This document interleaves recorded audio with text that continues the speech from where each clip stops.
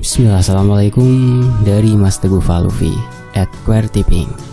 Penghuni pabrik tahu keluarga, sebuah misteri turun-temurun. Pabrik tahu yang kemudian menjadi bahan omongan masyarakat tentang para penghuninya ternyata bukan hanya omong kosong belaka. Terdapat misteri turun-temurun yang tertutup rapat, walau sudah sangat kental dengan beberapa kejadian yang tidak pernah masuk di akal. Tentang penghuni pabrik tahu ini tetap menjadi pertanyaan yang semakin berkembang dengan makhluk tak kasat mata itu. Dan ini selengkapnya dari sudut pandang Putra Dwika Wijaya, anak pertama pemilik pabrik tahu. Ini dia selengkapnya.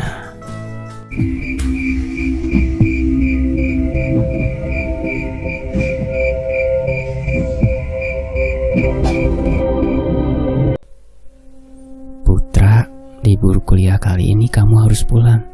Bantu-bantu bapakmu di rumah. Kasihan dia sudah tua. Malahan kemarin baru saja sembuh dari sakit. Sebuah pesan singkat masuk ke dalam handphoneku. Pesan itu dari ibu. Aku membacanya setelah baru saja libur di hari pertama semester kali ini. Dan memang wajar. Ibu menyuruhku pulang karena hampir bisa dikatakan jarang pulang di kota kembang ini. Tidak lama aku telepon ibu langsung. "Bagaimana bu kabar ayah?" tanya Putra. "Mulai membaik Put. Kamu jadi pulang kapan? Sekalian jemput adikmu." "Jadi hari ini bu, malahan sore sepertinya aku pulang langsung." "Iya, beberapa hari kemarin ibu bolak-balik mengurus tahu. Walau kebanyakan Mang Ujang yang menggantikan bapak sementara," kata ibu. Dwi Rini Susanti, perempuan terkuat yang pernah aku tahu. Perempuan tersabar dan pahlawan. Bahkan aku sering menyebutnya malaikat. Entah hatinya terbuat dari apa, bisa bertahan dan sekuat sampai hari ini dan kondisi seperti ini. Sekarang tahun 2014. Tidak terasa genap umurku di kepala dua. Aku hanya mencoba menuntaskan amanah orang tua agar terpelajar, walau kenyataannya tidak sama sekali menyukai bacaan. Membuatku belajar sastra sampai mencintainya begitu saja. Di usiaku sekarang, didikan bapak salah satu didikan yang membuatku selalu ambigu dan tidak pernah percaya sekalipun. Tidak lama setelah telepon ibu, aku langsung mengabari Rini. "Rin, ini kakak. Ibu menyuruh pulang bareng gimana?" ucap Putra di telepon. "Ya, ibu juga udah mengabari aku kak. Katanya ayah sudah mulai sembuh," sahut Rini. "Sore ini kakak jemput kamu ke kosan ya," ucap Putra singkat. Kak, sepertinya kita memang harus diam dulu di rumah libur sekarang. Aku kasihan," kata ibu, "dia yang mengurus tahu selama ayah sakit," jawab Rini. Setelah selesai berbicara dengan Rini, langsung aku berkemas karena hari sudah mulai siang. Selesai menyiapkan segalanya, termasuk menyiapkan mobil karena sudah lama jarang aku pakai. Biasanya hanya menggunakan motor saja untuk segala aktivitasku di kota ini. Sambil mengemil dan membuka beberapa file keluarga di laptop, aku tersenyum mengingat Rini karena hampir banyak sekali foto dia. Rini Dwina Wijaya sudah semakin cantik, adikku satu-satunya. Tahun pertamanya tinggal satu kota denganku, walau aku dan Rini berbeda kampus dan berbeda juga sesuatu yang kita cita-citakannya. Rini lebih ingin menjadi pengajar, dan dengan segala rasa tertariknya pada sejarah, dia juga dengan segala keberuntungannya bisa masuk salah satu kampus yang dia inginkan. Sudah cukup ya, aku menggambarkan Rini dengan segala kebawahannya, sudah seperti ibu. "Rin, 15 menit lagi kakak sampai. Jangan lama, kakak gak masuk gerbang kosan kamu, malas parkirnya," ucap Putra di telepon. "Iya, aku udah siap kak. Ibu juga tidak titip apapun, hanya bilang sebelum larut malam sudah sampai di rumah kak," sahut Rini. "Iya, kamu kabarin aja ibu. Ini sedikit macet. Tahu sendiri jalan ke atas ke kosan kamu gini banget macetnya," kata Putra. Jalanan sore di hari Senin di kota ini tidak perlu ditanya lagi kenapa bisa macet seperti ini. Karena terbiasa jadinya biasa-biasa aja menikmatinya. Setelah melewati kemacetan, akhirnya Rini sudah ada di dalam mobil denganku. Perjalanan menuju rumah lumayan memakan waktu sekitar 3 jam menggunakan kendaraan roda 4. Sepanjang jalan, Rini tidak berhenti bercerita tentang apapun pengalaman barunya. Dan aku hanya menghabiskan beberapa batang rokok. Walau Rini selalu komplain dengan kebiasaan, sudah lama aku ini. Tiba-tiba Rini bertanya, "Kak, kita hanya beda 2 tahun umur kita. Kenapa kakak bisa sebenci itu pada pabrik tahu dan bapak?" "Maaf aku bertanya ini," ucap Rini dengan penuh ketidakenakan. "Nanti saatnya juga kamu tahu sendiri jawaban atas pertanyaan itu," saut Putra dengan nada datar. "Kakak percaya dengan cerita orang-orang di sana tentang cerita menyeramkan pabrik ayah?" saut Rini. Karena memang sebelumnya aku dan Rini tidak pernah membahas apapun tentang salah satu usaha keluarga yang sampai saat ini bisa memberikan apa yang aku mau. Segala yang belum Rini ketahui hanyalah rasa penasaran. Belum tentu dia bisa mengerti akan keadaan. "Kakak percaya, apalagi Mang Ujang, tangan kanan bapak, sangat dekat dengan kakak dari kecil. Kalau kamu, Rin?" tanya Putra. "Aku tidak sama sekali. Beberapa logika yang aku pelajari tidak menuntut aku harus percaya hal begitu. Apalagi tentang perempuan dekat pohon tua di belakang pabrik itu," saud Rini menjelaskan. "Rin, kamu dan kakak 2 karakter yang berbeda. Jangan harus sama, apalagi soal yang berhubungan dengan makhluk gaib dan keanehan. Lagian, itu sudah menjadi ceritakan dari zaman kakek. Pabrik itu sudah begitu," ucap Putra menjelaskan, dan Rini hanya menatap wajah Putra. "Sebenarnya, ada apa sih dengan pabrik itu? Aneh sekali, sampai sebegitu menyeramkannya. Aku beberapa kali zaman SMA suka bingung ditanya sama temen soal pabrik. Pabrik tahu bapak itu loh, Kak," saut Rini dengan lucunya mengomel. "Jangankan kamu, kakak lebih duluan merasakan itu, Rin," jawab Putra sambil tertawa karena lucu dengan omelan Rini. Benar kata Rini. Saking angkernya, pabrik tahu punya bapak suka menjadi pertanyaan padaku juga. Padahal aku tidak mengaminkan apa yang pernah Mang Ujang ceritakan padaku. Hanya mendengar tanpa menyaksikan langsung yang terjadi dalam ceritanya. Lagian, pabrik itu masih beroperasi dan di tangan bapak semakin berkembang. Walau dilema buatku dibalik kesuksesan bapak, masih banyak hal yang tidak aku suka. Bukan tanpa alasan tentunya. Perjalanan menuju rumah tinggal setengahnya lagi. Rini masih saja berputar dengan pertanyaan pabrik tahu itu. Mau bagaimanapun hal-hal aneh atau katakan menyeramkan tidak akan bertemu jika disatukan dengan logika. Rini hanya tentang benar dan salah. Ya atau tidak, dan kenapa saja pabrik tahu bisa seperti itu? "Kak, sebentar lagi sampai. Apa kita ke pabrik dulu gitu ya? Jam segini biasanya pekerja bapak lagi pada istirahat. Kita belikan makanan mereka, pasti seneng," ucap Rini, mempunyai inisiatif seperti itu. "Ide yang bagus. Beli gorengan dan lain-lain ajarin ya. Tar di depan kamu turun," saut Putra. Setelah Rini membeli makanan dan lain-lain, aku mengabari Mang Ujang bahwa aku akan berkunjung ke situ. Mang Ujang tentunya sangat senang karena memang sudah lama tidak berjumpa dan saling mengabari soal bapak dan pabriknya hanya via telepon. Aku dan Rini sudah semakin dekat dengan pabrik tahu itu. Pabrik itu di ujung kampung. Otomatis, untuk sampai dahulu menuju pabrik, aku harus melewati jalanan belakang kampung. Karena memang bisa diakses untuk keperluan transportasi yang memang pada zaman dulu kakek membuka jalan tersebut. Dari kejauhan, sudah terlihat pabrik tahu itu.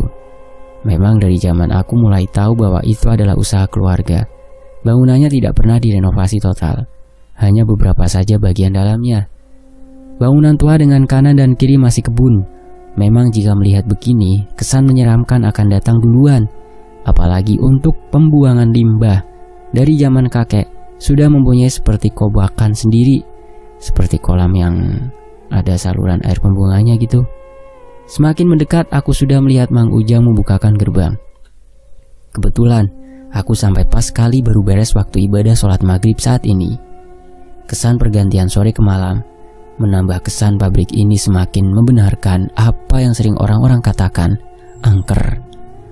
Putra, anak lelaki Wijaya Kartakusuma, dan Rini, anak perempuannya Ibu Dwi Rini Susanti, lama sekali tidak berjumpa. Hehehe, ucap Mang Ujang ketika aku dan Rini baru saja turun dari mobil.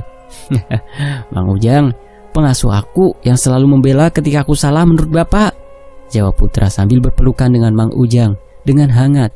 Neng Rini semakin cantik, udah gede, padahal Amang tahu kecilnya, anak perempuan yang selalu Bapak Jaya banggakan, ucap Mang Ujang. Mang, itu ambil di bagasi belakang, aku bawa makanan, sahut Rini. Setelah Mang Ujang mengambil makanan, langsung saja aku dan Rini berjalan menuju halaman pabrik ini. Memang hanya karena suasana saja yang membuat aku membenarkan pabrik tahu ini menyeramkan. Tapi cerita dan segala tanggapan masyarakat di sini yang pernah melihat kebenarannya belum bisa aku iyahkan. Aku dan Rini menyapa dan bersalaman satu persatu pekerja tetap Bapak ini. Mang Toha, Mang Deden, Jajang, Bagus, dan Agus yang sedang sibuk dengan pekerjaan mereka masing-masing. Melihat sekeliling dalam pabrik ini, tidak sama sekali kesan angker aku dapatkan. Entah karena terbiasa atau entah karena aku adalah bagian dari keluarga. Mengelilingi sambil berbagi makanan yang Mang Ujang pisahkan, tentunya mengobati sedikit rasa rinduku pada Apih, kakekku dan Ening, sebutan dekat untuk nenek yang dua-duanya sudah meninggal ketika aku dan Rini masih sekolah menengah pertama. Segala kenangan di pabrik ini menjadi saksi aku dan Rini di masa kecil. Sering dan ingat betul aku jadikan tempat ini bermain. Kemudian aku, Rini, dan Mang Ujang ke ruangan pengemasan tahu. Bi Emma, Bi Cucu, Lisa, Evi, dan Bi Tami. Terutama Bi Tami, pekerja Bapak yang paling lama karena sudah tua, bahkan umurnya aku rasa di atas umur Bapak. Setelah berkeliling, ada bagian belakang pabrik seperti teras khusus untuk Bapak dan Ibu menghabiskan banyak waktu. Tidak lama, aku duduk di sana dan Rini menghadap ke kebun ibu yang menanam banyak tumbuhan dan bunga di sana. Sepertinya aku sedikit berubah, Kak, soal ketidakpercayaan aku terhadap pabrik ini, ucap Rini pelan. Kenapa memangnya? Tanya Putra singkat. Suasananya memang pantas orang-orang menyebutnya serem, ucap Rini dengan perlahan. Memang tanggapan warga di sini seperti itu, apalagi ini di ujung kampung. Tidak terhitung sudah hampir 20 tahun lebih Amang saja bekerja di sini bareng Bapak Jaya, ayah kalian, ucap Mang Ujang sambil menyodorkan teh hangat pada Putra dan Rini. Walaupun hal itu membuat Rini dan Putra kaget. Lagian, Amang tidak pernah menyalahkan tanggapan orang-orang pada tempat usaha ini. Sejarah, masa lalu, dan banyak faktor lainnya yang membuat tempat ini menyeramkan, kata orang-orang. Bahkan Amang mengiyakan ada penghuni lain di sini, di pabrik ini, ucap Mang Ujang dengan menatap kosong. Seketika suasana hening. Aku merasakan sangat dalam apa yang dikatakan Mang Ujang saat ini. Walau yang aku tahu, dia suka bercanda, tapi apa yang dia katakan sangat dalam. Mungkin itulah bahasa hati yang sampai saat ini masih aku pelajari. Mang, maaf kalau aku bilang gitu barusan, ucap Rini tidak enak hati. Tidak apa, Mamang bilang begini karena kalian juga sudah besar dan Amang anggap kalian sudah dewasa, sahut Mang Ujang mengusap matanya. Sebegitu dalamnya, Mang? Tanya Putra. Sangat, Put, apalagi semenjak Bapak sakit-sakitan belakangan ini, ucap Mang Ujang menatap sayu Putra dan Rini. Karena jam sudah menunjukkan pukul 19 lebih dan sudah beberapa kali dering HP Rini berbunyi panggilan dari ibu, aku dan Rini pamit untuk segera menuju rumah. Tiba-tiba angin yang menggoyangkan 3 pohon jati di hadapanku ini sangat kencang dan Mang Ujang menatap pohon itu sangat tajam. Aku tidak mengerti kenapa ada angin kencang tiba-tiba, tapi selanjutnya aku abaikan dan berjalan kembali menuju halaman depan pabrik. Setelah pamit, aku dan Rini masuk ke dalam mobil. Otomatis pandanganku saat berada dalam mobil menghadap lurus ke pabrik itu. Melihat pohon besar belakang pabrik saking tingginya, daun paling atas terlihat di halaman parkir yang lumayan luas ini. Penghuni lain yang diucapkan Mang Ujang mengganggu pikiranku. Apalagi saat memandang pohon itu, langsung aku hidupkan mobil. Tumben tidak langsung menyala. Perlu beberapa kali mencoba baru menyala. Kak, kenapa kelihatannya gelisah sekali? Sampai berkeringat begitu? ucap Rini, karena khawatir dan tiba-tiba seperti itu. Enggak apa-apa Rin, kakak baik-baik aja, ucap Putra berbohong. Padahal aku sedang tidak baik, karena melihat sosok di samping pabrik, dekat mobil yang biasa digunakan mengantar tahu, ada sosok yang memperhatikan. Tatapannya pas sekali ketika aku melihat ke arah situ, dan langsung seketika aku melihat spion mobil. Ada bayangan yang melintas dengan cepat. Hal itu tidak aku bilang ke Rini, karena aku saja dibuat sangat kaget sekali. Di sisi lain, perjalanan menuju rumah tidak jauh, hanya karena memang rumah letaknya paling depan di kampung ini. Jadi perlu melewati beberapa perumahan warga sekitar. Di dalam mobil, aku lihat Rini hanya melamun kosong. Mikirin apa kamu Rin? Tanya Putra menepuk pundak. Ih, kaget banget aku kak, saut Rini singkat. Ya kamu melamun segala, jawab Putra. Sepertinya aku harus tarik omongan aku yang barusan di jalan soal ketidakpercayaan kepada pabrik ini tentang menyeramkan itu, kata Rini. Kenapa emangnya? Kakak rasa itu hal yang wajar, soal percaya atau tidak pada makhluk gaib Rin. Tapi tadi aku melihat Mang Ujang ada dua kak. Pas Mang Ujang di teras bareng kita mengobrol, aku melihat ke arah Mang Toha yang sedang membakar kayu. Masa dia jelas ada di belakang dia? Jawab Rini menjelaskan dengan tatapan cemas pada Putra. Kakak tidak bisa bilang itu salah penglihatanmu saja. Kakak juga melihat seperti ada yang memperhatikan. Pas menyalakan mobil susah sekali, sahut Putra. Kenapa hal itu terjadi sih kak?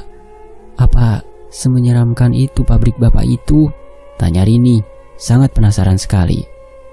Tidak sempat aku jawab, karena sudah dekat dan garasi rumah sudah terbuka. Sepertinya Bi Ima pembantu rumah sudah disuruh ibu juga. Baru saja turun, benar saja Bi Ima sudah menyambut aku dan Rini. Tega banget, kata ibu tidak lama lagi dan Putra sama Neng Rini sampai. Tapi ini udah jam 8 lebih baru sampai, ucap Bi Ima mengeluh. Iya Bi, maaf. Tadi mampir dulu ke pabrik, bawa makanan sambil lihat-lihat, sahut Putra. Iya Bibi, aku kangen banget sama Bibi, sahut Rini. Ya udah, Bibi bawain dulu barang bawaan kalian. Ibu sama bapak sudah nunggu kalian dari sore. Kasihan, jawab Bi Ima. Bi Ima salah satu orang kepercayaan ibu di rumah. Sepertinya juga Bi Ima tahu betul segala yang terjadi di rumah. Bagaimana tidak, karena dia tahu juga sejak aku lahir, apalagi Rini. Rumah, melihat sekitar, hanya rindu dengan segala yang pernah terjadi di sini. Dulunya rumah ini punya Apih, kakekku, karena dulu aku ada keluarga tinggal di pulau yang berbeda. Sejak umurku 2 tahun, aku pindah ke rumah ini. Faktor kakek dan nenek sudah tua juga salah satunya. Begitulah ibu pernah bercerita. Bangunannya lebih tua dari pabrik itu. Perombakan hanya bagian dalam saja beberapa kali. Sisanya masih seperti bangunan tua zaman tahun 80-90-an. Ya bisa dibilang di kampung ini, rumah ini paling tua. Walaupun menurut orang-orang, rumah tua selalu dengan kesan menyeramkan. Tapi aku selalu merasa nyaman. Gimana ini? Baru jam segini kalian baru sampai? Tanya ibu. Nih bu, Rini ngajak dulu ke pabrik, sahut Putra menyalahkan. Enggak bu, Kak Putra yang mau aja, ya udah jadinya mampir, ucap Rini pembelaan. Bapak mana bu? Tanya Putra. Barusan sekali masuk kamar, nunggu kalian lama juga, sahut ibu seadanya. Ya padahal aku kangen sama bapak, ucap Rini sambil manja-manja sama ibu. Gini Put, apalagi kamu sebelum makan. Intinya selama kamu liburan, bapak pengen kamu yang urus dulu pabrik. Gimana Put? Tanya ibu. Tidak tahu bu, bukan menolak, tapi aku ingin bicara dulu dengan bapak. Mungkin ini waktu yang tepat dengan kondisi seperti ini, kata Putra menjelaskan. Setelah hanya mengobrol sebentar dengan ibu, aku langsung saja makan duluan, meninggalkan Rini dengan ibu yang masih kangen-kangenan. Seperti biasanya, di rumah aku selalu makan hanya ditemanin Bi Ima. Den, gimana tadi habis dari pabriknya? Tanya Bi Ima sambil menemani Putra makan. Seperti biasa Bi, ditemenin Mang Ujang, kata Putra. Ibu kemarin cerita katanya Aden mau ngurus dulu pabrik sementara, sahut Bi Ima. Iya Bi, ibu cerita apa lagi? Oh ya, bapak tuh sakit apa sebenarnya? Bi Ima tidak pernah berbohong. Aku kenal bahkan sudah seperti ibu kedua di rumah ini. Dengan tatapan seperti ingin menangis, Bi Imah menjawab, Anu Den, ucap Bi Imah terbata-bata. Begini Bi, demi kebaikan semua lagian hargai aku, jangan ada yang ditutupi. Kasih tahu aja aku Bi. Lagian aku sudah cukup dewasa untuk menanggapi masalah bukan? Sahut Putra, meyakinkan Bi Imah. Demi Allah, Bibi gak tahu apa-apa tentang sakit bapak apa dan kenapa. Tapi setahu Bibi, dari obrolan ibu, ada sangkut pautnya dengan pabrik itu Den, jawab Bi Imah dengan terbata-bata. Aku juga menyangka ada sesuatu yang berkaitan dengan itu Bi. Lagian baru lagi aku kesana, kenapa ada makhluk tak kasat mata itu memperhatikan aku? Rini bahkan sampai melihat Mang Ujang jadi dua. Ini aneh sekali Bi. Bibi percaya itu? Tanya Putra meyakinkan. Jauh sebelum hari ini ada yang cerita, pabrik dan penghuni lainnya memang suka menunjukkan diri seperti itu. Itulah kenapa orang-orang menyebutnya pabrik angker Den. Untung kebantu sama tahunya yang memang enak sekali. Dan Bibi percaya dengan apa yang Aden katakan, jawab Bi Imah. Sambil menghabiskan opor ayam kesukaanku, sesekali aku melihat wajah Bi Imah. Kenapa matanya sangat berlinang seperti sedih? Entah bingung, entah dia pengen menangis, atau hal ini sesuatu yang sangat dalam baginya. Benar Bi, apa ya kaitannya dengan sakit bapak? Walau Bibi tahu, aku tidak pernah berdamai dengan bapak karena kelakuan menjijikan itu kepada ibu, ucap Putra. Ini persis dengan kejadian sebelum Apih, kakek Aden, dan Ning, nenek Aden sebelum meninggal. Tidak ada yang pernah tahu sebenarnya apa sakitnya dan kenapa sebabnya. Tapi kemunculan makhluk gaib di pabrik suka semakin menjadi, sahut Bi Imah sampai meneteskan air mata. Perkataan Bi Imah yang ini membuat aku berburuk sangka dengan kelakuan bapak selanjutnya. Aku hanya bisa menenangkan Bi Imah dan kemudian jalan menuju kamarku. Pelan-pelan sambil memikirkan satu kalimat yang diucapkan Bi Imah. Kejadian ini persis dengan kejadian sebelum Apih dan Ning, kakek dan nenekku meninggal. Jelas aku akan percaya sangat pada ucapan Bi Imah. Dia sebagian saksi bagaimana keluarga besarku sampai sekarang, bagian dari perjalanan keluargaku. Rini mana Bu? Tanya Putra. Sudah ke kamar dia. Tumben kamu makan lama. Cerita apa dengan Bi Imah? Tanya ibu tumben sekali seperti mengkhawatirkan sesuatu. Soal kuliah Bu. Aku masuk kamar dulu, jawab Putra singkat, karena masih berputar dengan pikirannya dan banyak pertanyaan. Semakin mendekat ke kamar, aku mendengar jelas ketawa perempuan di kamarku. Aku pikir ini karena masih ada yang perlu dia obrolkan denganku. Jelas sekali tertawa-tawa. Memang kamarku jarang aku kunci, karena kalau Bi Imah mau membereskan kamar lebih mudah. Rin, apa sih berisik banget? Lagi lihat apa? Tanya Putra sambil membuka pintu kamar. Dan aku dibuat mematung. Dia memandang sekeliling sambil menatap kosong. Tidak ada siapa-siapa di kamarku. Hanya jendela yang terbuka dan hordeng kamar yang tertiup angin. Karena tumben, jendela dibuka semuanya. Biasanya jarang sekali. Pikirku hanya satu dalam panik dan keringat mulai keluar. Siapa suara perempuan itu? Bibi. Gak dengar lagi. Bu, tolong panggilkan Bibi suruh kesini Bu. Bantu aku bereskan pakaian yang aku bawa dari kosan, ucap Putra berbohong. Iya ya, tumben kamu teriak-teriak berisik sudah malam, jawab ibu. Memang kamarku dengan ruang santai keluarga tidak terlalu jauh sekali. Sambil menunggu Bi Imah ke kamarku, aku hanya duduk di kasur memandang kosong ke arah jendela. Siapa suara itu? Dan kenapa jendela tumben terbuka? Ini tidak biasanya. Kenapa Den? Tanya Bi Imah. Kelihatan sekali Putra sangat kaget. Bukannya pelan-pelan. Kaget aku Bi, sahut Putra. Iya maaf Den, cuman tumben katanya pakaian mau dibereskan Bibi. Hehehe. Tanya Bi Imah heran. Sini, duduk dulu Bi. Serius ini, aku gak bercanda, jawab Putra sambil menarik Bi Imah duduk di kasur. "Bibi di sini aja, Den," sahut Bi Imah sambil duduk di lantai. "Ya udah, aku juga duduk di sini," ucap Putra langsung bersila. "Gini Bi, sumpah, ini sebelum aku masuk kamar, aku dengar suara ketawa-ketawa. Pikir aku itu Rini. Pas masuk tidak ada siapa-siapa. Sisanya, jendela tumben terbuka.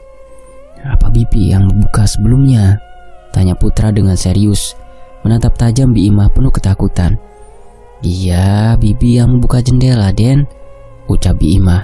Belum selesai, Putra memotong omongan Bi Imah. "3 jendela Bibi buka?" tanya Putra penasaran. Tidak, Den, hanya 1. Itu juga Bibi disuruh Bapak. Bapak sudah beberapa hari sebelum waktu maghrib selalu di sini, tapi tidak pernah membuka 3 jendela seperti itu," sahut Bi Imah sambil menunjuk ke arah jendela. "Bapak?" tanya Putra dengan nada kaget. "Iya, Den. Suara tertawa seperti apa yang Aden dengar?" tanya Bi Imah sama penasarannya seperti Putra. Baru saja aku menjawab, suara yang sama persis sebelumnya aku dengar datang kembali. Sangat jelas, tertawa jelas, membuat bulu pundakku merinding. Karena jelas, dan aku yakin Bi Imah juga mendengar hal yang sama. "Seperti itu, Bi. Gak mungkin kalau itu suara Rini. Kamar ini jauh, Bi. Iya kan? Bener kan, Bi?" jawab Putra panik karena sangat menakutkan. "Iya bener, sama persis suara itu setelah sekian lama akhirnya datang kembali. Itu suara yang pernah Bibi denger, Den, sebelum kakek dan nenek meninggal," sahut Bi Imah dengan suara pelan dan berat menatap arah kosong. Tatapannya sangat terlihat tegang sekali. Aku hanya diam tanpa suara, masih heran dan masih banyak tanda tanya. "Ada hubungannya dengan pabrik tahu atau apa ini, Bi?" jawab Putra panik. "Tidak ada yang benar-benar tahu, Den. Bahkan ibu sekalipun. Tapi soal jendela Bibi tidak tahu. Kalau ada yang takut mending jangan tidur di sini," jawab Bi Imah singkat. Kemudian bangun, menutup semua jendela kembali. Kemudian Bi Imah keluar kamarku begitu saja. Tidak seperti biasanya. Aneh juga, pikirku, dengan sikap Bi Imah seperti itu. Tapi ada apa ini sebenarnya? Saling berkaitan dengan masa lalu atau apa? Semakin banyak pertanyaan di pikiranku. Aku terbaring di atas kasur, di dalam kamar yang sudah lama aku tinggalkan. Pikiranku dibuat berpikir dengan segala keanehan yang baru saja aku alami di hari pertama kepulanganku ke rumah ini, dan setelah pulang mampir dari pabrik. Ini membuat kacau pikiranku, karena sebelumnya aku belum pernah mengalami hal seperti ini dalam situasi seperti ini. Benar, seperti apa yang dikatakan Jalaluddin Rumi, ada suara yang tidak menggunakan kata-kata. Dengarkanlah. Aku harus belajar tentang itu, tentang kejadian yang sekarang terjadi, yang aku mau malam ini sebelum tidur berdamai dengan kebencian, kemudian menerima dengan akal segala keanehan yang baru saja terjadi, walau menakutkan sekali. Tidak mungkin ini tiba-tiba terjadi jika tidak ada maksud atas kejadian mengerikan ini. Benar-benar penuh misteri. Besok aku harus berbicara dengan Bapak, bertanya apapun yang mengganggu selama ini, yang hadir dalam pikiranku. Keanehan pabrik, sosok penghuni, dan segala sesuatu yang ingin aku ketahui. Egoku bicara demi kebaikan. Nafsuku bicara karena penasaran. Sementara itu di sisi lain, "Bisa tolong ambilkan botol itu? Saya tidak bisa jongkok karena perut saya lagi hamil besar," ucap perempuan cantik berambut keriting gantung dengan mata sangat sayu. Bahkan aku menatapnya untuk beberapa detik karena takjub sekali dengan kecantikannya. "Halo Mas, saya bicara dengan kamu loh. Bisa bantu aku?" ucap kedua kali perempuan itu. Iya Mbak, gimana? Bantuin apa Mbak?" sahut Putra terbata-bata, masih kaget. "Itu Mas, botol minuman saya jatuh. Mas kenapa segitunya melihat saya?" jawab perempuan itu sambil tersenyum malu. Sangat cantik. Pandanganku sebelum mengiyakan dan membantu mengambil masih saja tak bisa lepas dari wajah perempuan yang tidak aku kenal ini. "Ini Mbak botolnya," ucap Putra sambil mengasongkan botol Sakit, ini sakit. Perutku sakit sekali, Mas. Jawab perempuan itu, tiba-tiba langsung menundukkan badan di lantai. Aku kaget. Apa ini akan melahirkan atau kenapa? Karena benar-benar tidak tahu sama sekali. Mas, tolong Mas, tolong, ucap perempuan itu kesakitan. Aku harus gimana, Mbak? Jawab putra gugup dan langsung jongkok berhadapan tidak jauh dengan perempuan itu. Tidak lama berselang jeritan perempuan itu semakin kencang, hanya bicara, tolong, sakit. Terus seperti itu berulang-ulang.